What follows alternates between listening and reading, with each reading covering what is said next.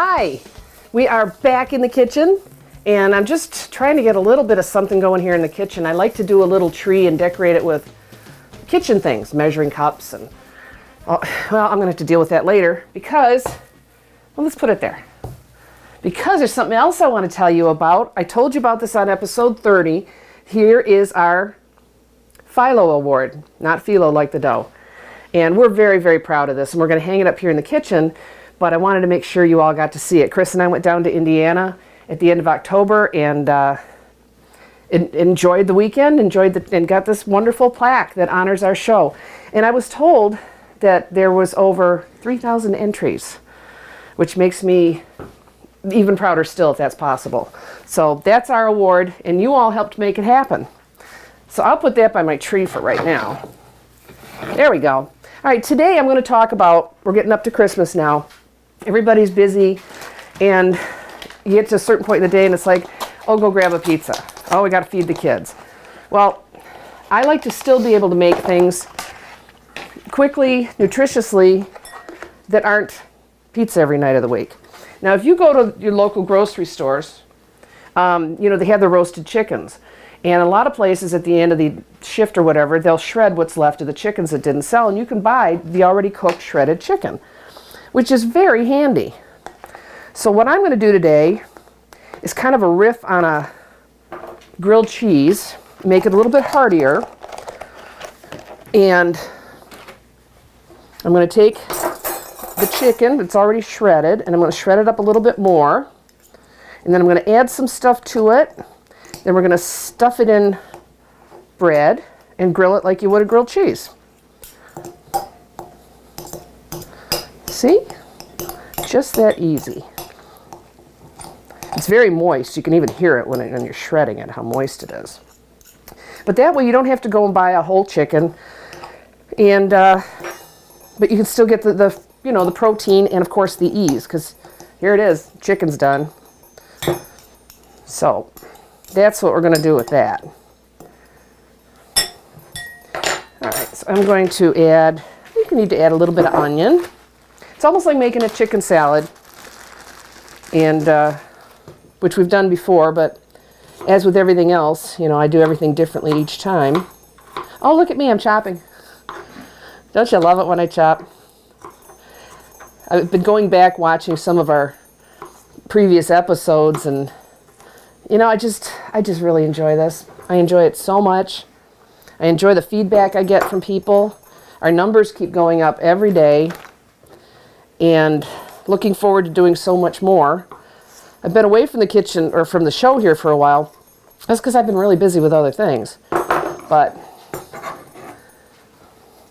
I know you're all looking for new episodes. I'm getting that comment from viewers all the time, so it was time to get busy. So here we are. All right, so I've got some onion in there. I'm going to throw in some shredded cheese, which will be ooey gooey and cook through. Of course, grilled cheese, the gooier the better. A little bit of salt and pepper.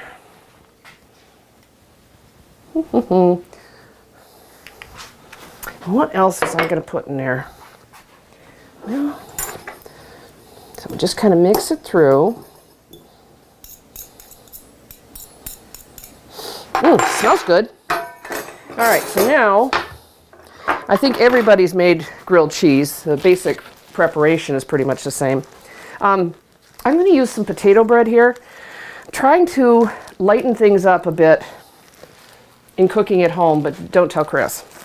So I decided to try, he's a big bread guy, so I decided to try some different things. And I was looking at this, and it says only 35 calories per slice, which sounds great. But it's just doughy. It's, once I got it home, I was like, oh, this isn't good. This is like, bad bread. But I discovered that it grills up really nice. So now I've got a good-sized platform to do stuff with. So I've got some butter over there. I just set it near the stove while I had some other things going on, just to get it melting. So I'm going to kind of prep this. And now I've got soup back there. And I kind of started that before you got here. Just did a basic stock, browned up some onions and garlic, and I'm going to turn it into a broccoli soup. All right, so to make this, even gooier, we're going to add, oh, what I did is I buttered the other side of the bread. You saw that. But I found if you assemble it right on the pan, you're not getting a handful of butter and cheese all the time, which it's almost guaranteed I'm going to end up with a handful anyway, but that's all right. All right, so there's some cream cheese. That one happens to have chive in it. Now I'm going to put a slice of sliced cheese. And that's a little piece of paper there. This one is garlic and herb. And the size, look at that, is perfect on this bread. And then I'm going to fight with the cheese bag. Okay. All right, now we are going to put some of our chicken mixture right on top there. And then just, you're not really flattening it out, but what I want to do is get it to where it's all, when the cheese starts to melt, it'll hold together for the flip. Because the flip is always the most intense part of the grilled cheese sandwich. Get good filling in there. And then we're going to butter our other piece of bread. And I'm going to set that aside. I'm not going to grill it up right now because I want to do a little bit with the soup so I can have everything come up at the same time. So we'll get back to this in a moment. Trying to get some of this extra off of here. Makes cleanup later a little bit easier. But that's the beginnings of the sandwich. So we'll just set that right there for right now. And as I said, I just took, in this case was chicken stock. I didn't have any leftover vegetable stock or anything sitting around. I steamed down some broccoli. I took the stems and steamed them down. And they were cooking in here too. And then I took the big chunks of stem out because that's kind of, it's got a nice flavor, but it's kind of fibrous. And, excuse me, sorry Kyle, just did a basic steam on some broccoli. And I'm going to reserve some of these broccoli chunks to serve in the soup itself. And this is something I almost always forget to do. I always say I'm going to do it. So I'm going to do this, because the rest of this, once it simmers together for a bit, we are going to, we're going to hit it with the immersion blender. And then just a little bit of cream, not a lot, so it's not really a cream soup, just enough to change the texture a little bit. So I'm going to get this in, and I'm making a small quantity, you can tell. This is just for today, for lunch. I'm going to put this on, bring it up to a boil, shut it down, let it simmer a bit. So I'll be back in a few minutes, and we'll get, oh, it smells good. We'll get this going, and then we will assemble our sandwich. We'll make a salad, and then I have a special, quick, but very impressive dessert to show you. So come on back in a few. I'll be here.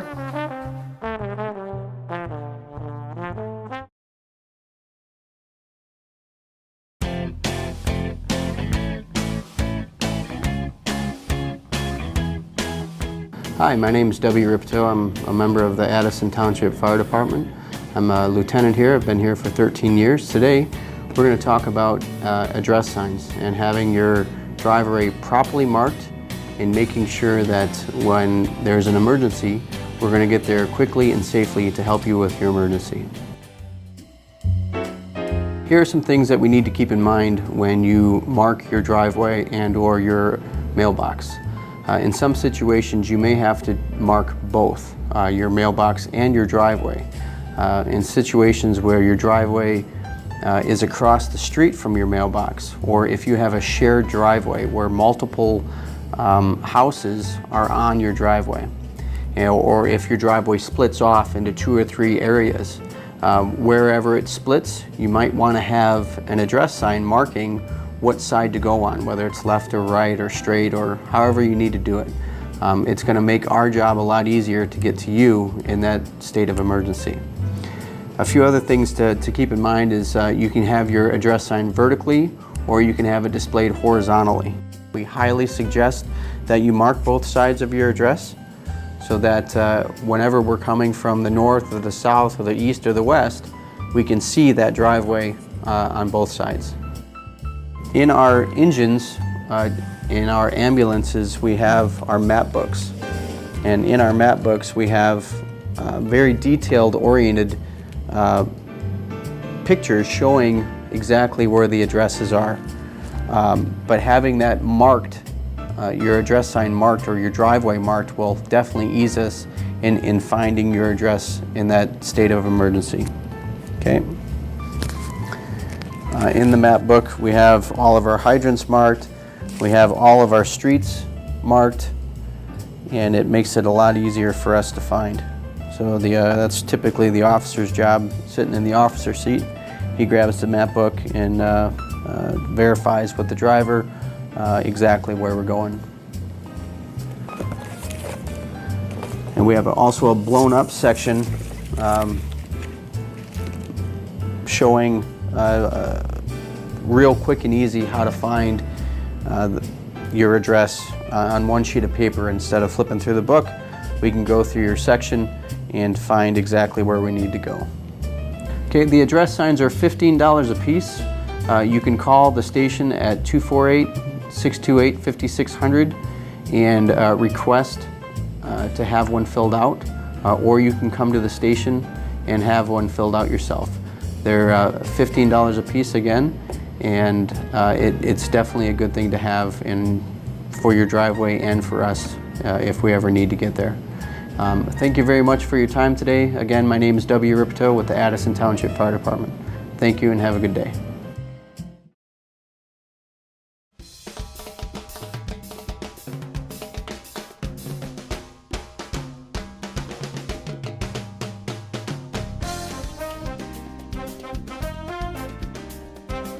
And we're back. I was just looking at some things to put on my tree. I'm gonna get some lights on there because it's a kitchen tree, so it should have kitchen-y things on it, right? Okay, I've got the soup. It came up to a nice boil, so I turned it down. Gonna let it simmer a little bit, and it's almost done. So I think now what I'm gonna want to do, now I won't fire the sandwich. You know what? We'll finish up the soup first, then we'll fire the sandwich. Does that sound like a good idea? Of course, we're going to play with my immersion blender, so I have to make room. I'm a little discombobulated today. I don't know if you've noticed, but I'll get over it because I'm having fun. This is a packet of, it's called a Grecian mix of herbs. I actually got it out at the Renaissance Festival, and it's wonderful. It's thyme and rosemary and marjoram and all these wonderful things. And instead of using it like in a recipe, like a cheese ball or something, which is why they sell them, I use it as seasoning. And I'm going to use it in the seasoning to season the soup today. Because I discovered quite by accident, when my sage disappeared, that it really was a nice, good flavor, good blend for something like this. All right, so again, I don't have a lot in here, so I'm going to tip this, and I'm going to begin blending and wearing my soup. Now I don't want to make it completely creamy. I do want to keep the body of it, the texture, because that's what's so good on a cold day. And I don't know if you noticed when you came in, when you arrived today, it was snowing outside. It was snowing pretty hard. Didn't really stick, but it's December and it's Michigan, so that's just going to happen. Oh, that smells good.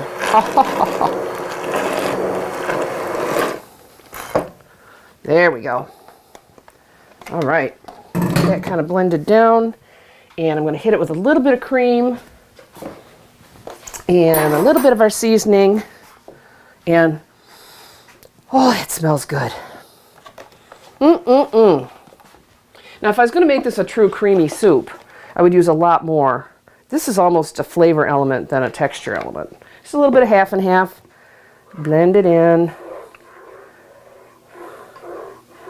And then, I wish you could be here to smell this. Because it just smells so good. Just going to do a light dusting over the top. Whoops. There we go. And these little packets, I'll tell you what, they last a long time. Because they're so flavorful and I don't use much. Now, I'm going to attempt to locate my ladle. I think the unicorns have been playing in the drawers. I do.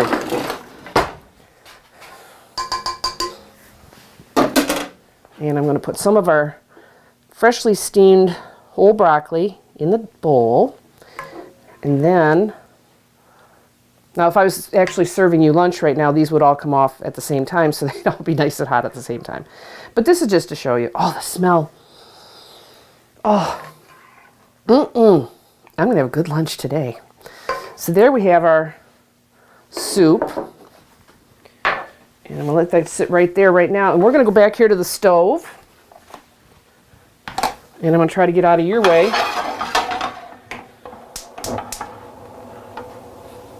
Now you want a grilled cheese to cook kind of quick, but not too quick, because if it browns up on the outside too fast, the stuff inside doesn't have time to melt. That's the word I was looking for. So, give it some heat to get it started, but keep an eye on it so it doesn't cook down too fast. And the cool thing, if you're doing a lot, like when I do my little grilled cheese, along about the second or third batch, the butter in the pan starts to brown and caramelize, and you get that nice nutty texture.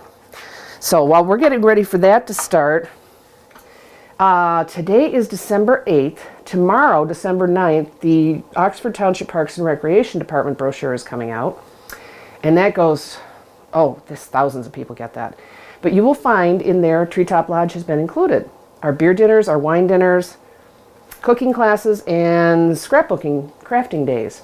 So you'll be able to register through Parks and Rec. Of course, you can always call me, 248-933-4579. But that'll be another way for you to find us and see what's going on up here. And of course, you can always book your individual events. I just talked to I've got 3 more couples lined up for weddings. I got another couple coming up. And, we're always looking forward to spring. The sharing is scheduled for the Monday and Tuesday after Mother's Day, where we have the big gathering here with the luncheon and the tours where you can go over and visit with the alpacas and watch the sharing. And if you're a spinner or a weaver or knitter and you want to buy it, you can buy the fiber right off the animals that day and take it with you. So that's in May. But for right now, we're looking forward to, of course, Christmas, and then the January, February, March events coming up, because that's a great time of year to come up here. There's not a lot going on, and you come up here and it's warm and relaxing, and I do all the work for you. So, what could be better? All right, so I want to check a little bit more. The trick on this, because I've got all that chicken in there, is if I flip it too soon, I have a chance of the chicken flying all over, because I want that cheese to start to get in there and hold it all together before I flip it. So that's what we're doing. We have been busy this summer, not only with events, but we put in the whole new driveway, had it all surfaced, and we just finished an entirely new roof here on the house, and all new gutters and eaves and downspouts, and that was a big project, but it needed to be done, and it looks great. And we finally got the old satellite dishes off the roof, because every time I see a picture with those satellite dishes, it bothered me. So we got those off, because we don't do TV at the lodge. All right, we're ready for a flip. Perfect, perfect, perfect. I had one little bit of chicken get loose on me here. Look at that. Golden. You can hear it, can't you? Can you hear it sizzling? Ooh. And the cheese is holding. I mean, there's a lot of cheese in there. There's the cream cheese, there's the shredded Mexican blend cheese, and then there's that slice of cheese. So it's gooey. And on this side, we don't want to leave it too long, because we don't want to burn it. So I've actually turned the heat off now. The pan has enough heat that it can finish that second side and reduce the risk. I won't say eliminate, but reduce the risk of burning it. So let me get this out of the way. And then we'll put our lunch plate together. And then when we come back, we'll do a quick and fun dessert. So while that's still sitting on its hot pan,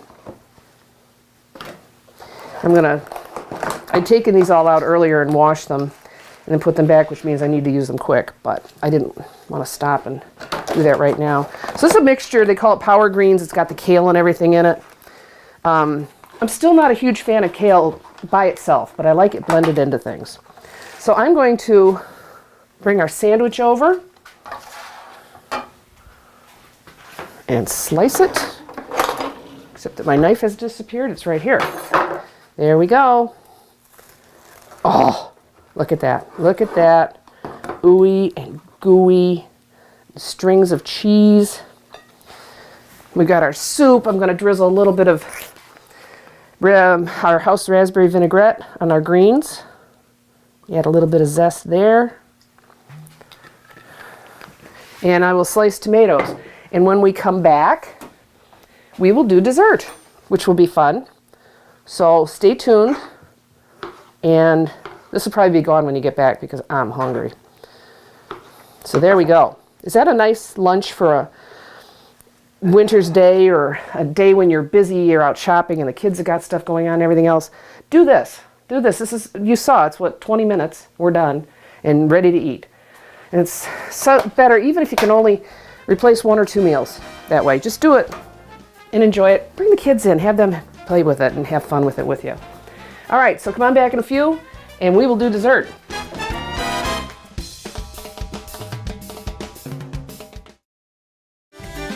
Welcome to American Legion in Oxford for the best fish on Fridays. That's right, from noon to 8:30. You can get the best walleye in Michigan.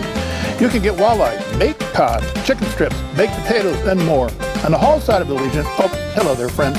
You can have 12 friends on a table, any one of the best military museums in Michigan. And the dining side, oh, hello again. More comfortable with many 4-seat tables and a couple of 5-seaters. Now on Friday, we usually have about 400 to 500 of best friends for our fish. Carry out? You bet. We have 50 to 60 carryouts at the post. We have some young friends with the birthdays and some of our best seniors at the post. Oh yeah, waitresses, they go like a track waitress to get your food. If you have never enjoyed our secret's famous walleye at the Legion, come on in every Friday from noon to 8:30 at the American Legion Post 108 on 130 East Rainer Road, Oxford.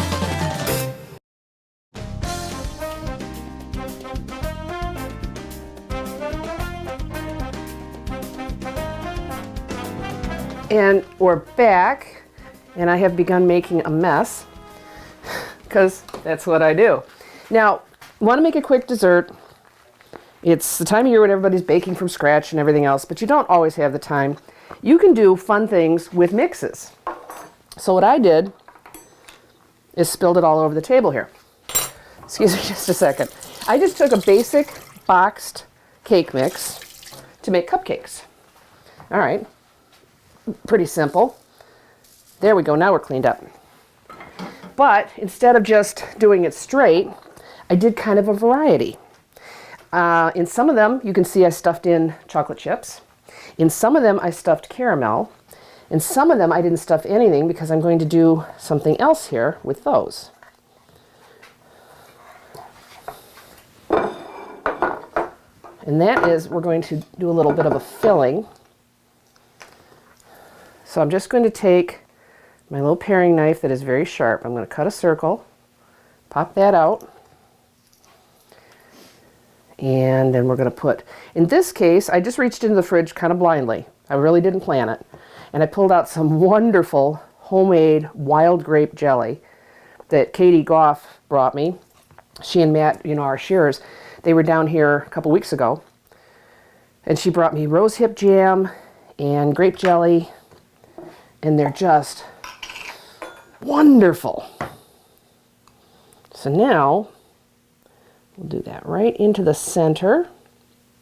And it'll be a surprise for all these fillings, really, because the frosting is going to go over the top, and you won't know it's there till you bite in.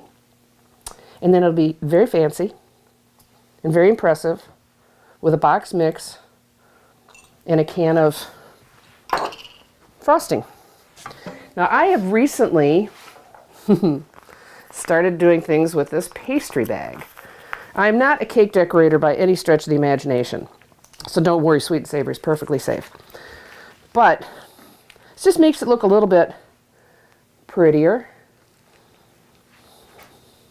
So there it goes. I just put a little tip on there, a little tip. Put a couple of those. Oops. Now we'll get some with the caramel. And get some with the chocolate. And yes, I do have to make the little sound effects. Beep. All right. And then to make them look a little bit more Christmassy, I'm thinking this will work. It may collapse, but I'm thinking rather than sprinkling them on, look at that. And then I had just a little bit of red ones, a few red ones left. So if I put a red one, it looks like a little holly berry in there. And we are very festive. And we have created a quick, because what like 22 minutes to bake cupcakes, big deal. So while our cupcakes are baking, we can prepare the dinner we just prepared. So you are still looking at a good dinner and a fun dessert in about 30 minutes. Look at that. We have some fun little Christmas cupcakes there. Not the over-the-top green and red and such, which is all nice, but I want something a little bit different. And there we go. There you have it. We made soup, salad, sandwiches, and cupcakes. And we are ready for a whatever the next part of our day brings us. So come back soon. Come up to the lodge and visit. And you can contact me, as I said, you can call me, 248-933-4579. You can hit me up on Facebook, which is Treetop Lodge, Oxford. You can visit our beautiful website. Now, the website isn't updated the way our Facebook page is. It's just too complicated. But our Facebook page I update just about every day. And you can email me at stormy3958@att.net. Or just come on up here and visit. Although call ahead because I'm in and out all the time. And you don't want to tangle with the security system, which is now state-of-the-art. Cameras and everything. You'll never see it, but it's there if you need it. So come back and enjoy. I'm gonna actually do another show, so hopefully both will go up before Christmas. But like I said, I just wanted to show you that there are simple things you can do just by pulling stuff out of the fridge to make a quick meal with your family, even though you're rushed and crazed with getting ready for the holidays. So come back and join me here on the show and join me at the lodge. And until then, I'll tell you Merry Christmas, be kind to one another, and let's get cooking. Look at that.